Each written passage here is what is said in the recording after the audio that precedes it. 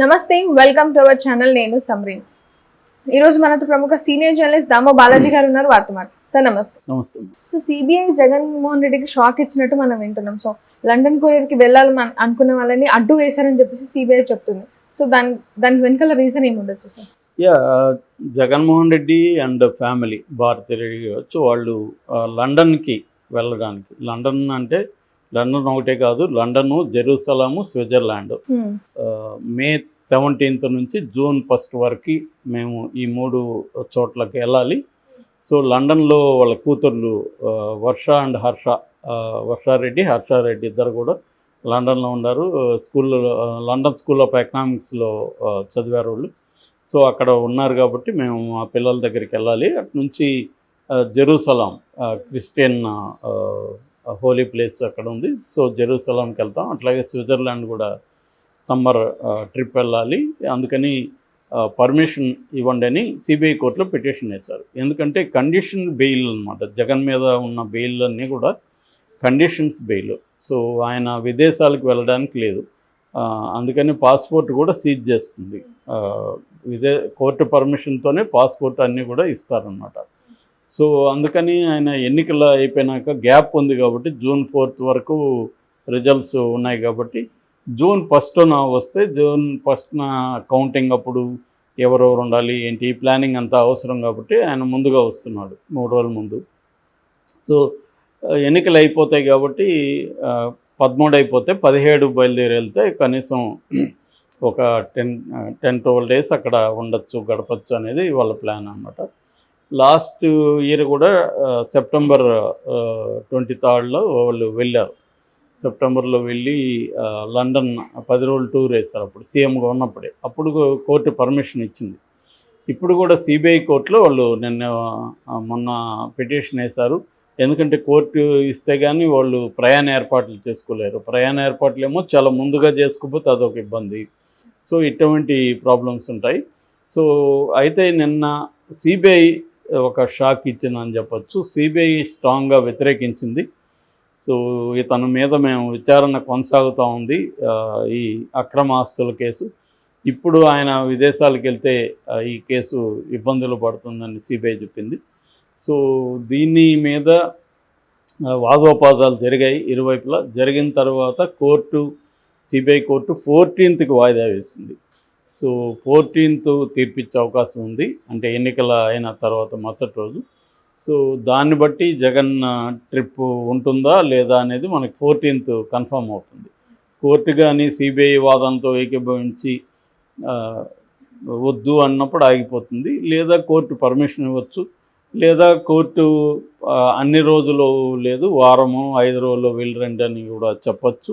ఏమైనా జరగచ్చు. ఆ మధ్య కూడా విజయసాయిరెడ్డి వెళ్తే కూడా కోర్టు పర్మిషన్ ఇచ్చింది. జనరల్గా నాకు తెలిసి కోర్టు పర్మిషన్ ఇస్తుంది. సిబిఐ ఇన్వెస్టిగేటివ్ ఏజెన్సీ పనే అది అబ్జెక్ట్ చేస్తుంది. ఎవరు ఏ ముద్దాయి ఏం కోరుకున్నా అది వద్దని వీళ్ళు అడుగుతూ ఉంటారు, మామూలు అది. సో తమకు అనుకూలంగా ఉన్నప్పుడేమో ఇప్పుడు ఇదే జగన్ బీజేపీ ఎన్డీఏ కూటమిలో ఉన్నాడనుకో వేరేగా ఉంటుంది పరిస్థితి. కాబట్టి మోస్ట్లీ ఇచ్చే అవకాశమే ఉంది. ఎందుకంటే అతను ప్రజెంట్ అయితే సీఎం హోదాలో ఉన్నాడు. బట్ ఇప్పుడు ఎన్నికలు కాబట్టి ఇంకా సీఎం హోదా కూడా లేదు. ఎలక్షన్ కమిషన్ ఆధ్వర్యంలో గవర్నమెంట్ నడుస్తుంది.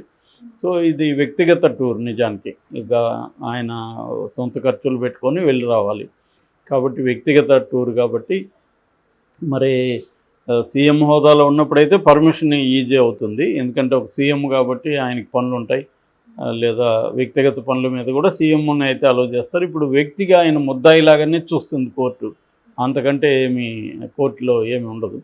కాబట్టి మరి ఇస్తుందా లేదా అనేది తెలియదు. మోస్ట్లీ ఇచ్చే కండిషన్ అయితే ఉంది.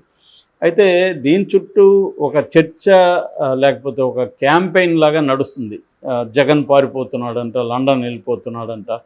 అంటే ఇది తెలుగుదేశం క్యాంపు ఈ ప్రచారం చేస్తుంది. దీనికి కొంత షర్మిల మాట్లాడిన మాటలు కూడా దోహదపడ్డాయి. షర్మిల బేసిక్గా ఏం మాట్లాడిందంటే అవినాష్ రెడ్డి పారిపోతాడు ఎన్నికల తర్వాత, ఎందుకంటే ఓడిపోతాడు, అతను ఓడిపోయినాక అరెస్ట్ చేస్తారు కాబట్టి పారిపోతాను. అది కూడా అబద్ధమే. ఎందుకంటే అవినాష్ రెడ్డి ఎందుకు పారిపోతాడు? ఇంతవరకు ట్రయల్ ఏమి స్టార్ట్ కాలే, అతనేమి అరెస్ట్ చేయలేదు. అరెస్ట్ ఇప్పుడు ఎందుకు కొత్తగా చేస్తారు? కాబట్టి అతనేమి పారిపోయే అవకాశాలు లేవు. కానీ ప్రత్యర్థి మీద అలా ప్రచారం చేయడం ద్వారా తాను గెయిన్ అవ్వచ్చనే ఆమె చేస్తుంది. ఇది ప్రతి పొలిటికల్ పార్టీ చేసే రెగ్యులర్ వ్యవహారమే. ప్రత్యర్థులను ఏదో ఒకటి చెప్పి వాళ్ళు పారిపోతారు అది ఇదని అంటే సో అలాంటి వాళ్ళకి వేయకండి ఓట్లు అని చెప్పడానికి చేసేది తప్ప దానివల్ల నాకు తెలిసి కడపలో షర్మిల గెలుస్తుందని ఇప్పటివరకు ఏ సర్వే కూడా చెప్పలేదు, జరిగే పని కూడా కాదు. కాకపోతే ఆమెకి ఏదో ఒక దాని ఏమంటారు అంటే ఫేస్ సేవింగ్ అంటారు. అంటే కనీసం డిపాజిట్ కూడా రాకపోతే ఘోరంగా ఉంటుంది ఆమె పరిస్థితి. ఒక కాంగ్రెస్ పార్టీ అధ్యక్షురాలు ఆమెకే డిపాజిట్ రాలేదు అంటే వినడానికి కూడా బాగుండదు. కాబట్టి కనీసం ఆమెకి ఏదో డిపాజిట్ కొంత దాని ఏమంటారు పరువు ఫేస్ సేవింగ్ సంబంధించిన ఓట్లేవో ఆమెకి రావాలి. అదే ఆమె బాధ అంతా తప్ప ఆమె ఏదో గెలుస్తుందని ఆమెకు కూడా నమ్మకం ఉందని నేను అనుకోవట్లేదు. సో గౌరవనీయమైన ఓట్లు చెప్పుకోవడానికి అంటే నేను కొంత గండి కొట్టగలిగాను, అవినాష్ రెడ్డి మెజార్టీని నేను తగ్గించగలిగాను, జగన్ మెజార్టీని తగ్గించగలిగాను అనేది రేపు ఆమె చెప్పుకుంటుంది. ఇక్కడ కేసీఆర్ ఓడిపోవడానికి నేనే కారణమని కూడా ఆమె చాలాసార్లు చెప్పుకుంటుంది. సో అది చెప్పుకోవడానికి ఏమైనా చెప్పుకోవచ్చు, ఇతరులు నమ్ముతారా లేదనేది కూడా ఇంపార్టెంట్ కదా. కాబట్టి అలాగా రేపొద్దున ఆమె జగన్ ఓడిపోయినా నేనే కారణం అని కూడా అక్కడ కూడా చెప్తుంది. అక్కడ కేసీఆర్ని ఓడిచ్చాను, ఇక్కడ జగన్ ఓడిచ్చాను అనేది కూడా ఆమె చెప్పుకుంటుంది. జగన్ ఓడకుండా జగన్ గవర్నమెంట్ ఫామ్ చేస్తాడంటే కనీసం మెజార్టీ తగ్గించాను, నేను ఎక్కడెక్కడ అయితే గట్టిగా అనుకున్నానో అక్కడంతా మెజార్టీ తగ్గించాను, లేకపోతే ఇంకా మెజార్టీ వచ్చిండేది జగన్కి. రిజల్ట్ని బట్టి ఇంటర్ప్రిటేషన్ మారుతుంది మామూలుగా. సో ఆ యాంగిల్లో ఆమె ప్రచారం చేస్తుంది.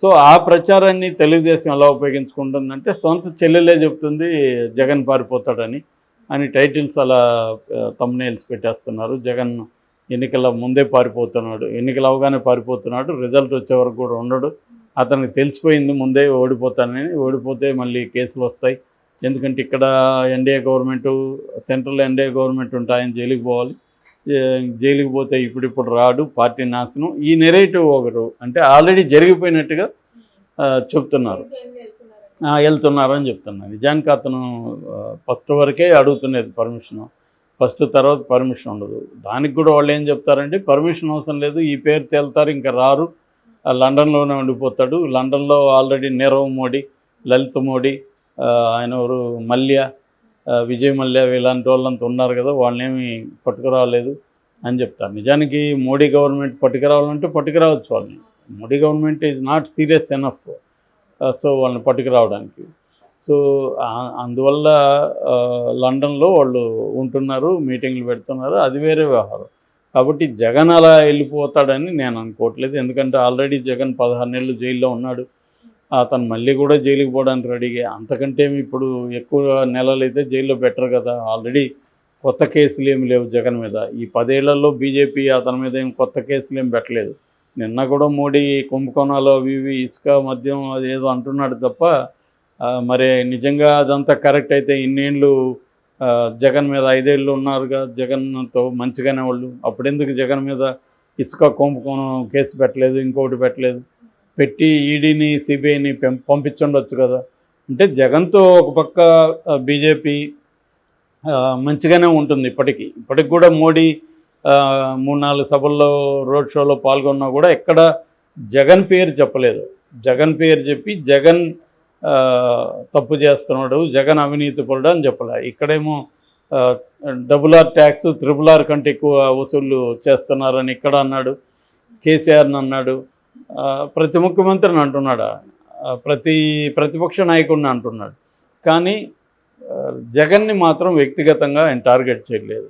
క్లియర్గా జగన్కి ఇబ్బంది కలగకుండానే బీజేపీ నడుచుకుంటుంది. దానికి కారణం ఏంటంటే క్లియర్గా వాళ్ళకు కూడా అబ్సల్యూట్గా కూటమి వస్తుందని నమ్మకం లేకపోవడం కావచ్చు.